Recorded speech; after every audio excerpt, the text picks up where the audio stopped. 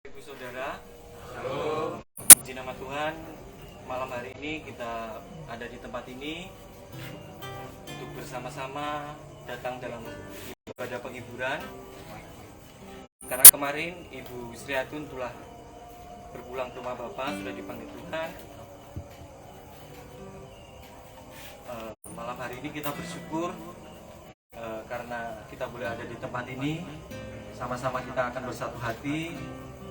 Kita memohon kepada Tuhan agar keluarga yang ditinggalkan senantiasa diberikan kekuatan dan penghiburan daripada Roh Kudus. Mari kita akan ambil saat teduh sejenak.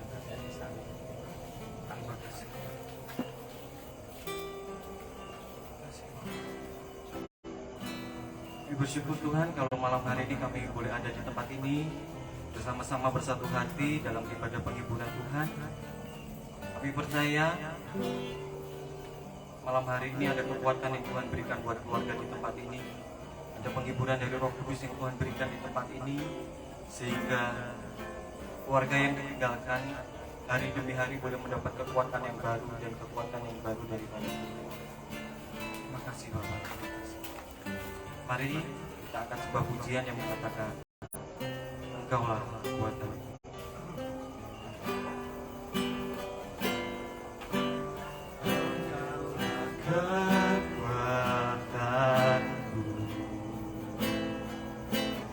Tempat perlindunganku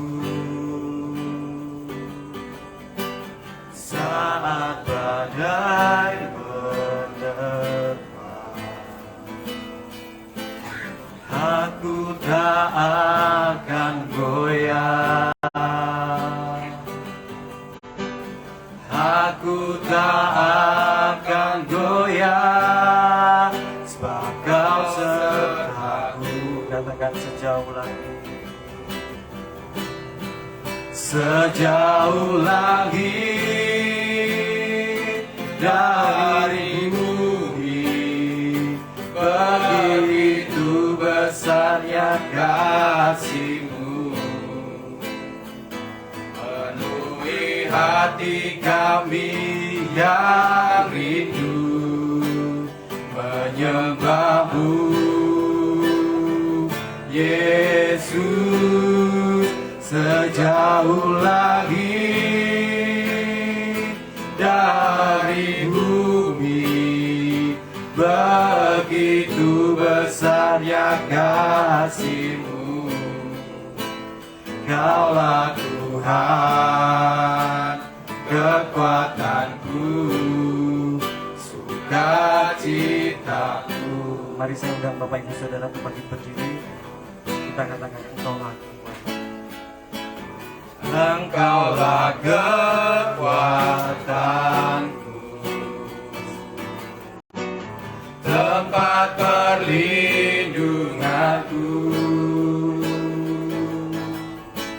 saat badai menerpa, aku tak akan goyah, aku tak akan goyah, sebab Kau sertaku. Katakan sejauh langit, sejauh langit dari bumi, begitu besarnya kasih-Mu, penuhi hati kami yang rindu menyembah-Mu. Yesus, sejauh langit dari bumi, begitu besarnya kasih-Mu. Kaulah Tuhan, kekuatanku, sukacitaku. Sekali lagi katakan, Kaulah kekuatan. Engkaulah kekuatanku, tempat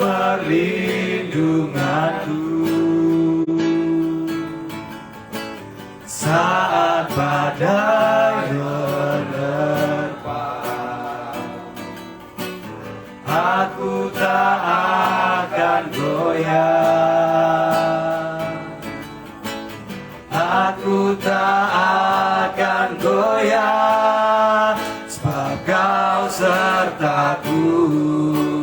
Katakan sejauh langit, sejauh langit dari bumi, begitu besarnya kasih-Mu. Penuhi hati kami yang rindu menyembah-Mu, Yesus. Sejauh langit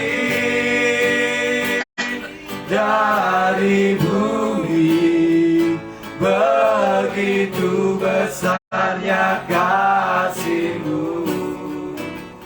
Kaulah Tuhan, kekuatanku, sukacitaku. Sejauh langit, sejauh langit dari bumi, begitu besarnya kasih-Mu. Penuhi hati kami yang rindu menyembah-Mu, Yesus. Sejauh langit dari bumi, begitu besarnya kasih-Mu. Kaulah Tuhan, kekuatanku, sukacitaku. Kami bersyukur Tuhan, kami bersyukur Bapa, luar biasa Tuhan. Kami bersyukur Tuhan, kami bersyukur Yesus. Terima kasih Tuhan, Allah Roh Kudus, jamah kami Tuhan, rawat kami Bapa. Terima kasih Tuhan, terima kasih Bapa. Haleluya, haleluya, haleluya, haleluya, Yesus, haleluya, haleluya. Bersyukur Tuhan, luar biasa kami bersyukur oleh karena sukacita yang Tuhan berikan buat keluarga di tempat ini Tuhan. Kami bersyukur buat damai sejahtera Allah yang melampaui segala akal yang boleh Allah curahkan di tempat ini Tuhan. Kami percaya malam ini Tuhan, kekuatan baru diberikan Tuhan keluarga di tempat ini. Kekuatan yang maha dahsyat Allah berikan, sehingga keluarga di tempat ini boleh merasa sukacita, boleh merasa damai sejahtera oleh karena Tuhan yang maha baik Tuhan. Saudara, kami mendengarkan kebenaran firman-Mu Bapa. Namun sebelum itu kami mau lebih lagi Tuhan untuk masuk ke dalam tahta-Mu yang maha kudus Tuhan. Mari jemaat kita katakan, Engkaulah perisai. Terima kasih Tuhan. Terima kasih Tuhan.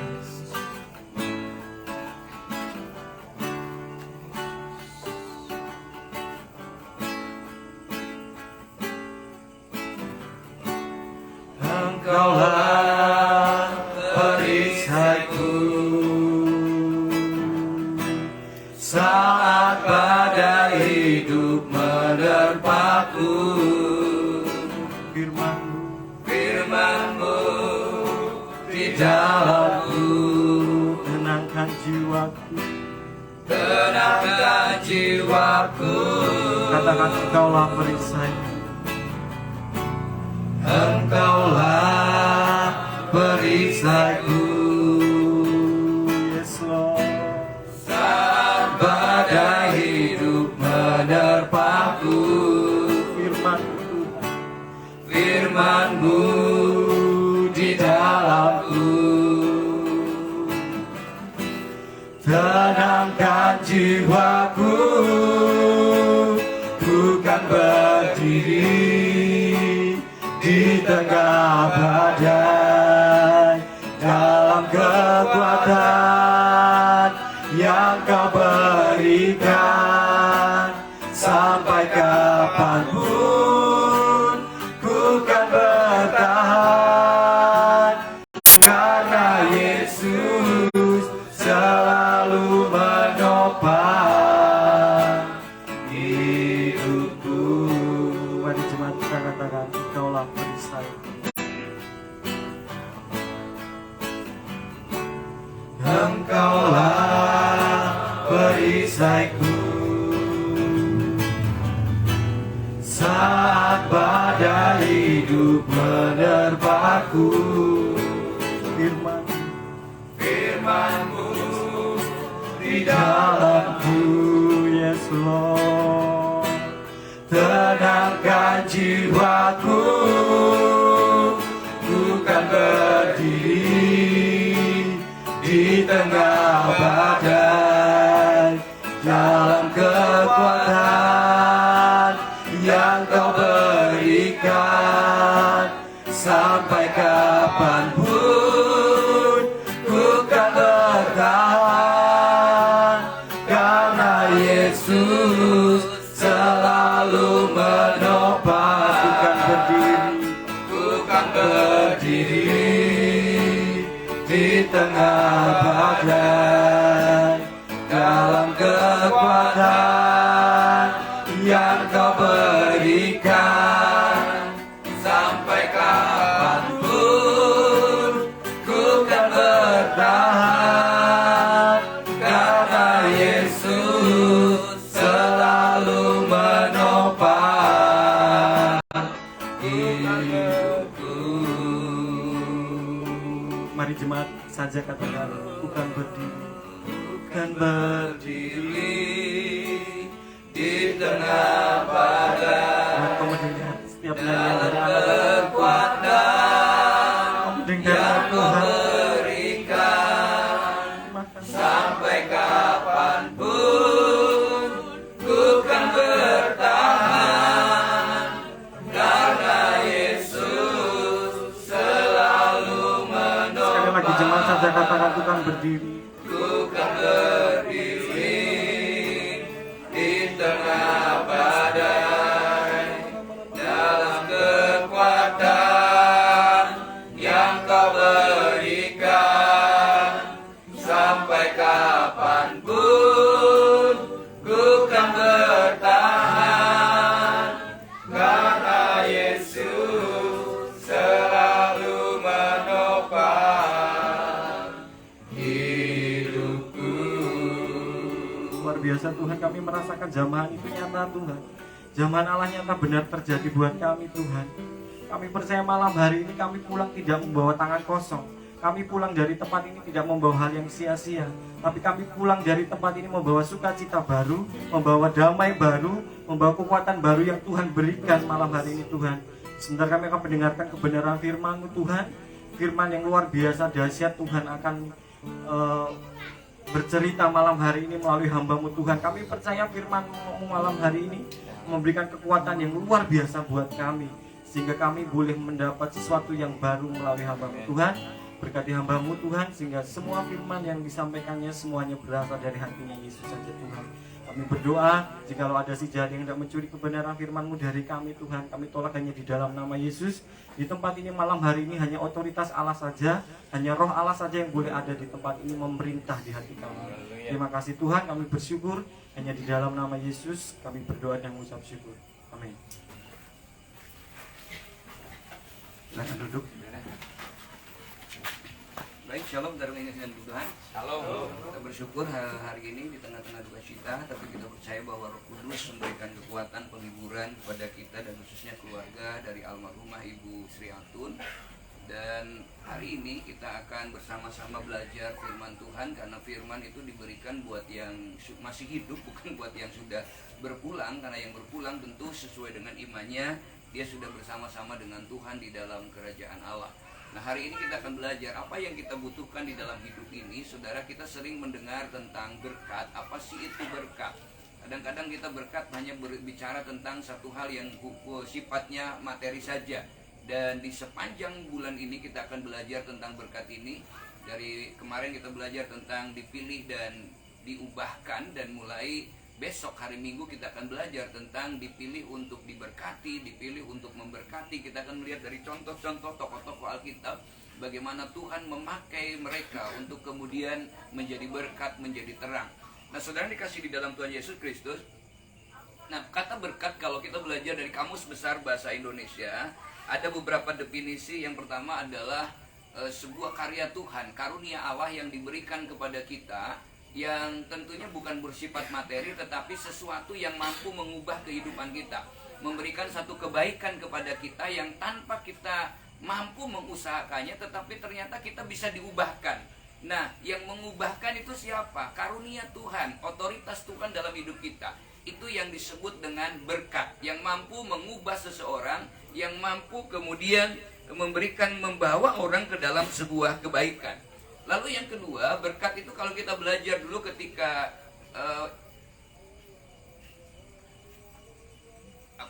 Ishak ya, Ishak kemudian memberikan berkat kepada anaknya Yakub, dan Yakub juga memberikan berkat kepada cucunya Efraim dan Manase.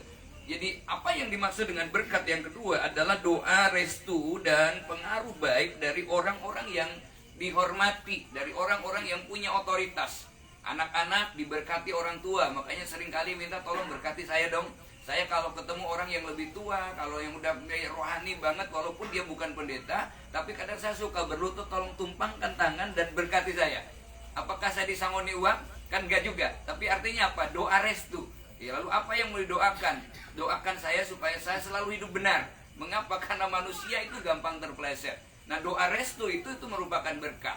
Jadi karya yang kedua, ternyata definisi berkat tidak ada yang berhubungan dengan materi. Restu, kalau saya ke Pak Joko, doakan saya Pak Joko, atau anak-anak diberkati.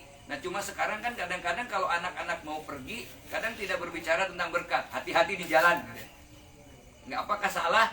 Tidak. Tapi sebenarnya bagi orang percaya seharusnya tidak usah berkata hati-hati di jalan. Karena ketika kita bilang hati-hati di jalan, pasti ada ketakutan. Ada apa? Kenapa harus hati-hati? Kenapa kita tidak bilang Tuhan memberkati ya? Tuhan menyertai ya? Yang ketiga, memang berkat yang ketiga itu adalah berbicara, kalau di Sunda itu berkat itu adalah dapat berkat. Artinya apa? Ada makanan, ada oleh-oleh, kalau kunjung kita dibawa pulang. Nah, saya datang ke tempatnya Bu Deminar, nah pulang saya dibawain, itu namanya berkat. Ada yang dibawa pulang gitu ya, berkat. Itu namanya berkat ya. Jadi memang dibawa pulang sehabis kenduri. Dan berkat yang berikutnya adalah segala sesuatu yang mendatangkan kebaikan bagi kita. Nah, ini tentu adalah sebuah berkat yang luar biasa. Dan kalau kita belajar di Kamus Umum Bahasa Indonesia, memang berkat itu adalah berupa apa yang kita terima dari Tuhan. Semua yang kita terima, hal-hal yang baik dari Tuhan, itu adalah merupakan satu berkat dari Tuhan. Mengapa? Karena di dalam firman Tuhan yang disebut dengan berkat itu dari dua kata. Yang pertama kata barak, yang kedua kata eulogio ya. Eulogio itu artinya dalam konteks Alkitab adalah satu bentuk pernyataan pewahyuan dari Tuhan yang diberikan kepada manusia atau kepada umatnya tentang berupa keuntungan, berupa kenyamanan, berupa kedamaian yang dikerjakan oleh Tuhan. Itu namanya berkat.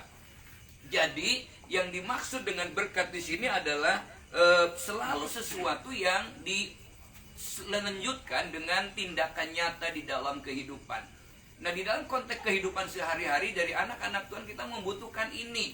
Kita bukan hanya sekedar bahwa kita ini punya Tuhan, tetapi kita betul-betul harus mengalami Tuhan. Jadi kata berkat, kata diberkati, dan kata memberkati sesungguhnya dalam konteks iman percaya kita adalah segala sesuatu tindakan Allah yang walaupun mungkin menurut manusia itu tidak baik, tetapi Tuhan tetap punya tujuan yang baik. Ada satu rencana ketika kita percaya bahwa Allah akan membuat segala sesuatu, atau Allah akan bekerja di dalam segala sesuatu untuk mendatangkan kebaikan. Nah, konteks inilah maka kita pentingnya bisa menikmati dan memahami berkat ini. Hari ini kita akan belajar dari Mazmur pasal yang ke-24.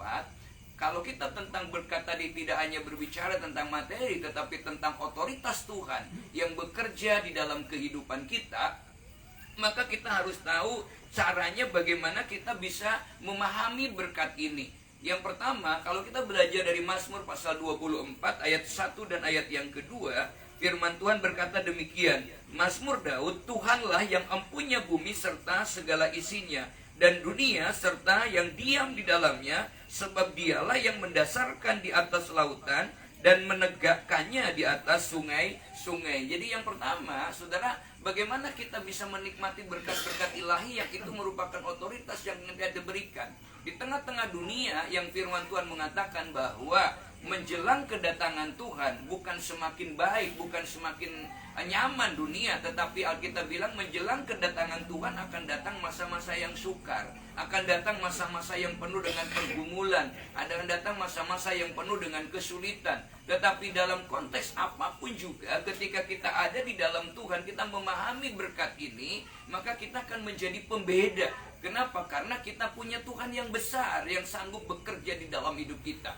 Nah, yang pertama, saudara, kalau kita baca dari Mazmur 24, 1 dan 2, dalam pemahaman berkat ini yang harus kita lakukan adalah kita hanya bisa bergantung kepada Allah sebagai sumber kehidupan. Alkitab mencatat tadi bahwa Tuhanlah yang empunya bumi serta segala isinya. Nah, kalau Tuhan yang empunya bumi segala isinya, lalu kita berminta kira-kira sama siapa? Sama Tuhan, kan? Nah, tapi banyak orang kan kita tidak minta berkat dari Tuhan. Justru sekarang ini malah banyak orang mencari kepada sumber lain yang bukan dari Tuhan. Nah, Tuhan yang empunya langit dan bumi, berarti kita memang dituntut oleh Tuhan untuk hidup kita bergantung sepenuhnya kepada Tuhan. Kita bekerja, kita berusaha, tapi kita betul-betul menyerahkan setiap usaha itu ke dalam tangan Allah. Berkat apa yang Allah bisa nyatakan, kenapa kita harus bergantung? Dalam konteks inilah bahwa Allah itu sebenarnya sumber segala berkat bagi kita. Allah sumber segala berkat materi, berkat yang non-materi berupa kesehatan, kebahagiaan, berkat ketenangan. Karena dunia kita tidak akan mendapatkan ketenangan. Seperti beberapa waktu yang saya sampaikan, bagaimana istrinya yang namanya John Maxwell, seorang yang hebat begitu, tapi waktu istrinya ditanya, apakah suami Anda membuat Anda bahagia? Tidak, jawabannya. Itu kan aneh sekali. Orangnya ada ditanya, tapi katakan suami saya nggak buat saya bahagia. Lalu siapa yang buat saya bahagia? Nggak ada. Yang membuat saya bahagia itu adalah diri saya ketika saya punya hubungan baik dengan Tuhan. Kalau kita hubungan baik bahagia hanya melihat orang tuh suatu kali akan mengecewakan kita.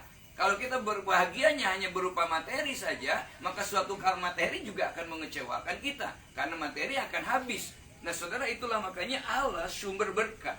Allah yang punya alam semesta, ketika Tuhan bilang pada mulanya adalah Allah menciptakan langit dan bumi.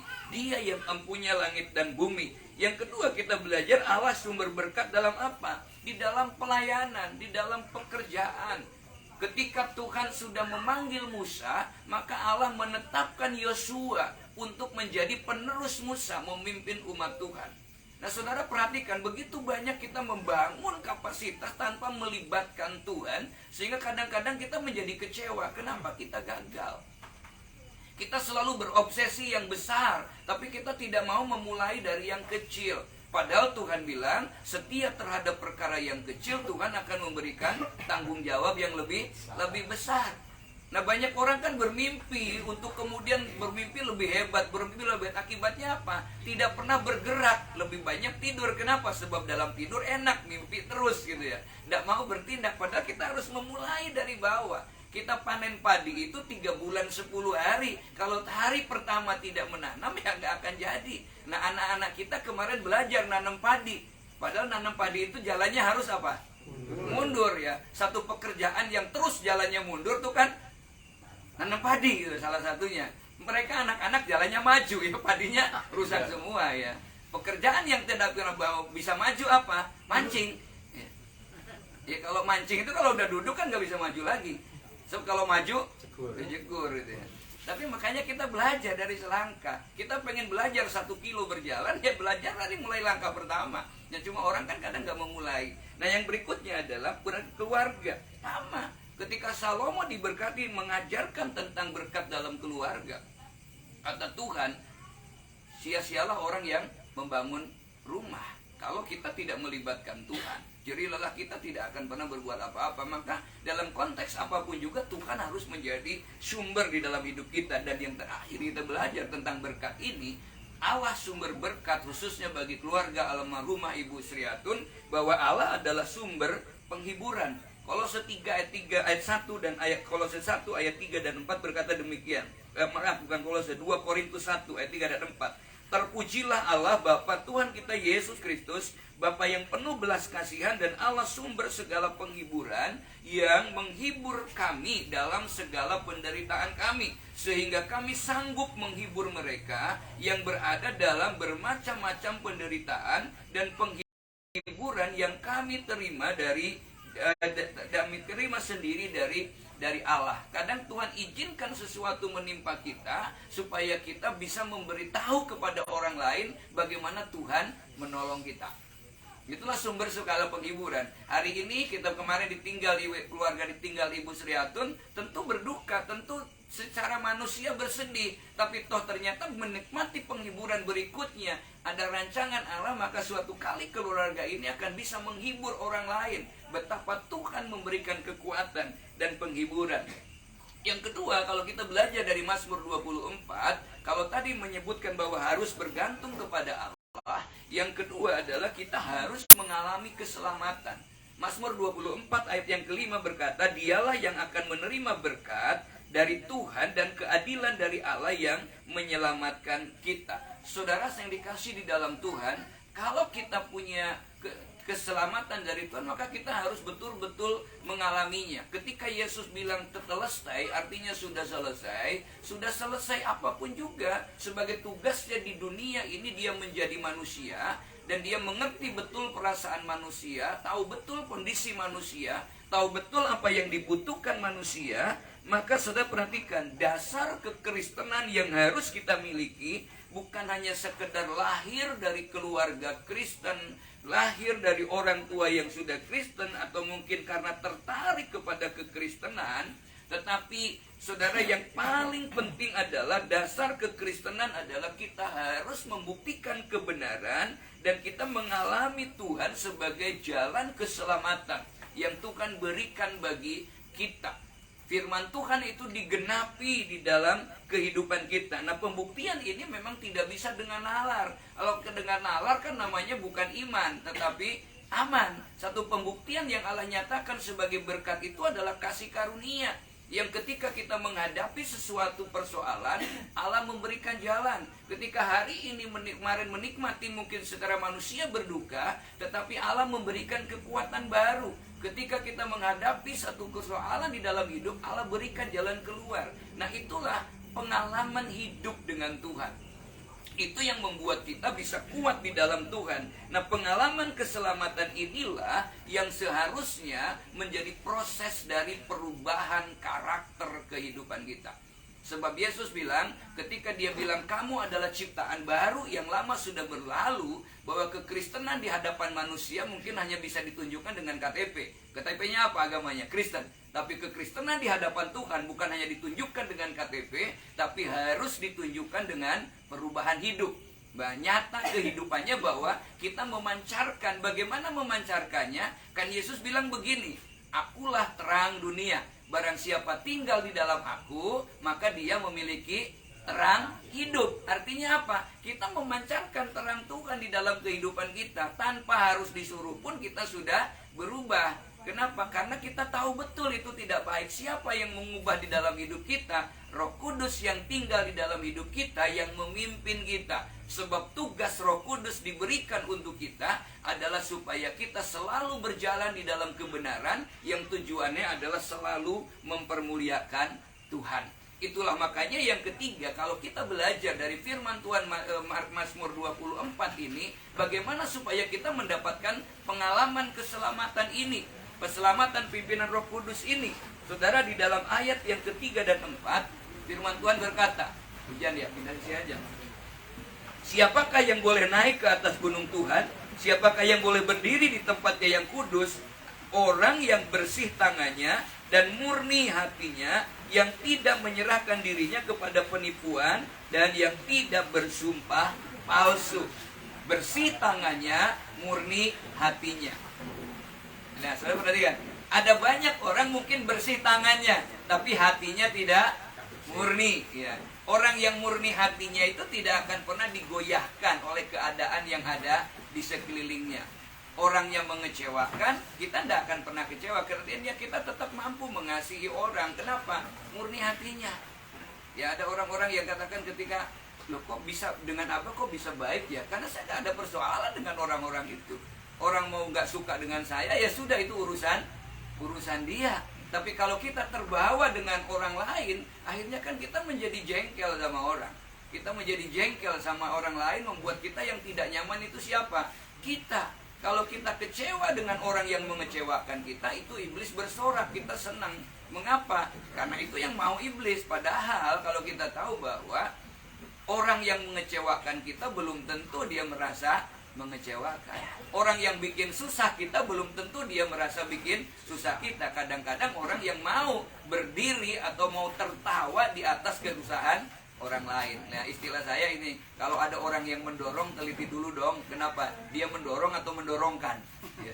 Makanya ketika saya, Abah, pokoknya jadi di Jogja terus, habis ini PJS ketua BPD terus. Saya bilang, kita lihat dulu, kamu itu mendorong atau mendorongkan saya. Iya kan, kadang-kadang kena dorong, itu didorongkan. Bilang, enggak, kita lihat dulu maunya Tuhan. Nah, saudara dikasih dalam Tuhan yang keempat, kita belajar di sini. Kalau kita belajar di dalam ayat yang ke-6, saudara, kata firman Tuhan di situ mencari Tuhan. Nah, bagaimana kita mencari Tuhan? Saudara perhatikan di sini. Itulah angkatan orang-orang yang menanyakan Dia, yang mencari wajahmu, kata firman Tuhan. Ya Allah Yakub. Ada orang-orang yang suka mencari Tuhan dan mencari wajah Tuhan. Kalau kita belajar Yabes, kenapa Yabes diberkati Tuhan? Karena dia hobinya mencari Tuhan. Hobinya mencari wajah Tuhan. Di mana bertemu wajah Tuhan? Tidak di kuburan. Tidak juga di tempat-tempat tertentu. Tidak juga di lubang-lubang gua-gua. Tapi mencari wajah Tuhan adalah ketika kita hadir di hadirat Tuhan. Disitulah kita akan menikmati Tuhan. Di mana hadirat Tuhan adanya? Ketika kita bersekutu dengan Tuhan. Ketika kita menaikkan pujian, maka Allah bertahta di atas pujian. Dan kalau Allah bertahta di atas pujian, maka sukacita ilahi yang akan muncul dalam hidup kita. Nah, kalau sukacita itu ada, maka berkat kekuatan itulah yang akan Allah curahkan di dalam kehidupan kita. Nah, betapa pentingnya mencari Tuhan. Mengapa, saudara? Ketika kita mencari Tuhan, maka kita akan menemukan Tuhan. Nah, banyak orang pengen bertemu dengan Tuhan, pengen menikmati berkat Tuhan, karunia Tuhan, tapi nggak mau mencari Tuhan. Nah, saudara, mari belajar di sini. Bila mana kamu mencarinya, 2 Tawari 15 katakan, ia berkenan ditemui olehmu. Tetapi bila mana kamu meninggalkannya, kamu akan ditinggalkannya. Nah, tergantungnya bukan dari Tuhan, sebab dalam Yesaya 65 dia katakan, sepanjang hari tanganku terulur kepadamu. Terulur berarti ingin disambut oleh kita. Nah, banyak orang Kristen yang tidak mau menyambut tangan Tuhan. Yang kedua, kenapa kita harus mencari Tuhan? Sebab hanya dengan mencari Tuhan kita akan dipuaskan. Pemazmur menyebutnya begini, singa-singa muda merana kelaparan, tetapi orang-orang yang mencari Tuhan tidak akan kekurangan sesuatu pun yang baik. Nah, intinya kan kalau kita mencari Tuhan, Tuhan menemui kita dan kita ada di dalam Tuhan. Apa sih yang tidak bisa dikerjakan oleh Tuhan? Sehingga kembali konteks konsep bahwa Allah berkata tidak ada yang mustahil bagi Allah dan tidak ada yang mustahil bagi orang yang percaya. Nah, ketidakmustahilan Allah ini bisa bertemu dengan ketidakmustahilan bagi orang yang percaya. Kapan bertemunya? Ketika kita mencari Tuhan, maka ini akan melakukan perkara yang mustahil bagi orang lain, tetapi menjadi tidak mustahil bagi orang yang percaya kepada Tuhan. Yang berikutnya, mengapa kita harus mencari Tuhan? Karena hanya dengan mencari Tuhan, maka kita akan hidup. Nah, ada banyak orang wah besok saja. Besok tuh sampai kapan? Ya, kalau kita masih dikasih hidup. Firman Tuhan berkata, Carilah Tuhan, maka kamu akan hidup, menikmati hidup di dunia, menikmati hidup di dalam kekekalan. Jadi kalau kita belajar mencari Tuhan, kata hidup itu kan bukan hanya bios, kata hidup bukan hanya psuhe, tapi kata hidup juga adalah kata zoe, satu kehidupan yang kekal. Dari dunia kita sudah menikmati damainya, sampai ke dalam kehidupan yang di sorga kita sudah menikmati damainya. Itulah yang dialami oleh Ibu Atun kemarin ketika dalam alam bawah sadarnya saja dia masih panggil nama Tuhan. Ya, dalam keadaan ketidaknyamanan tubuhnya masih bisa menimbang berkata tetap haleluya. Saudara, jarang loh itu ya. Makanya kebiasaan ini belajar. Yesus ketika mau mati dia bilang apa? Ke dalam tanganmu kuserahkan nyawaku ya. Kita ini kadang-kadang membuat gitu, jangan, ayo kita mau belajar. Jangan sekarang ngomongnya ya. Saya tidak mengajarkan sekarang ke dalam tanganmu kuserahkan nyawaku ya saya, tapi kita punya paham artinya begitu. Yang berikutnya, mengapa kita harus mencari Tuhan? Hanya dengan mencari Tuhan maka kita akan bersukacita.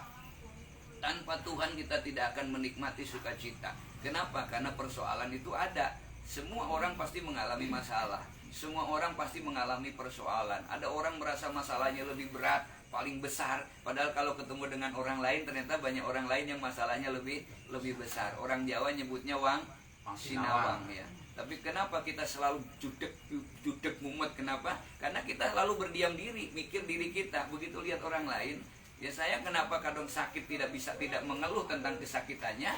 Karena saya sering lihat di rumah sakit. Ya, kenapa saya bisa nggak punya uang pun tenang-tenang saja? Karena kalau di penjara ternyata uang nggak penting juga. Ya, saya di Cebongan bicara tentang uang, nggak laku Pak di sini. Udah, ternyata perhatikan, kita mulai cari uang di sana nggak laku gitu ya. Kenapa? Mau beli apa di dalam? Ya, saudara perhatikan. Itu makanya kadang orang-orang ngoyo di situ. Padahal belajarlah, saudara, orang-orang kaya yang hebat yang ada di Pasir Putih, di Super Maximal Security, nggak bisa beli bakso walau punya uang miliaran pun, ngumpul aja di situ. Ya, tiap hari mau nongkrong. Yang ada di LP Narkotika tiap hari hiburannya apa? Nonton ikan, selokan, kasih ikan, duduk sambil berjemur, lagi ngapa? Lagi hiburan Pak. Hiburannya cuma itu saja. Nah kadang-kadang kita kan betapa itu, oh enak ya, enak itu kalau satu hari. Lah dia tiap hari bertahun-tahun, 15 tahun di penjara, hiburannya cuma ikan itu terus ya. Sudah perhatikan, kita bersyukur di sini. Dia kadang kenapa kita merasa lebih judek, lebih mumet? Karena kita berputar di situ. Nah mereka yang di dalam itu sudah tiap hari mau itu terus. Poli, lalu apel, nonton ikan, sudah ikan tuh dikusrek sini, geser sana, itu hiburannya, nggak ada yang lain lagi. Sudah, maka kita bersyukur di sini. Nah makanya kata Tuhan bukan kepada masalahnya sebenarnya. Kalau kita ada di dalam Tuhan, nyatakanlah itu dalam doa dan permohonan dengan ucapan syukur, maka damai sejahtera Allah yang melampaui segala akal akan memenuhi hati dan pikiran kita. Mazmur 105 ayat 3 berkata, bermegahlah di dalam namanya yang kudus, biarlah bersukacita, bersuka hati orang-orang yang mencari Tuhan. Nah untuk itu penghiburan yang sejati hari ini ketika keluarga ini mengajak kita untuk berdoa di sini, ini bagian dari mencari Tuhan, bagian lagi untuk mendapatkan sukacita. Biarlah sukacita ilahi yang melampaui segala akal, berkat yang kekal itu mengalir bukan hanya bagi keluarga di sini, tapi bagi kita setiap yang hadir di tempat ini. Pulang dari tempat ini kita menikmati sukacita, menikmati damai sejahtera. Kita bersyukur kepada Tuhan. Mari kita mau datang kepada Allah. Aku punya Allah yang Tuhan yang besar. Rapnya saja. Aku punya Tuhan yang besar, yang telah berjanji dan sanggup menggenapi. Imanku bersepakat percaya kuasanya, ku terima sekarang kemenangan darimu. Aku punya Tuhan yang besar. Aku punya Tuhan yang besar, kita bersama-sama, yang telah berjanji dan sanggup menggenapi. Iman